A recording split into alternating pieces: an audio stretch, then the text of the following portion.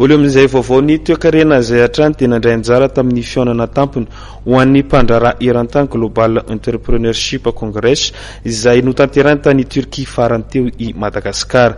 Niatrika ny fivoriana iarahan'ireo ministera ny talia jeneraly ny fampandrosoana ny sera tsy miankina ary fantatra fa apetraka eto Madagasikara ny politika ny fandraharana. Claudia Rasoulson Sisulu Arjon.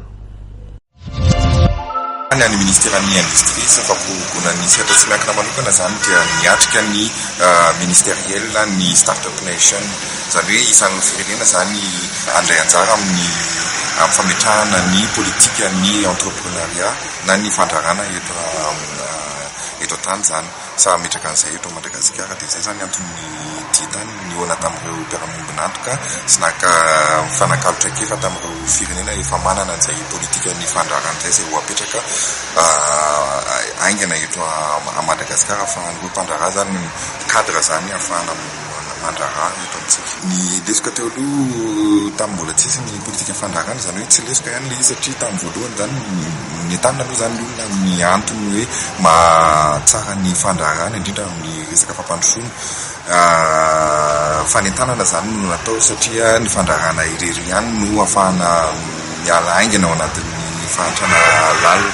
Dia rehefa hita zany fa mandritra ny efa voarain'ireo tanora sy vehivavy sy olon-tsotra zany ny tombony amin'izay fandraharana izay dia mila apetraka amin'izay zany izay cadre zay na ny politika mazava ny fitondrana sy ny firenena zany amin'ny resaka fandraharana. Ny dingana manaraka ilosona zany zao dia famorina ireo mpandraharaha rehetra izay andrafitra n'izay politique zay.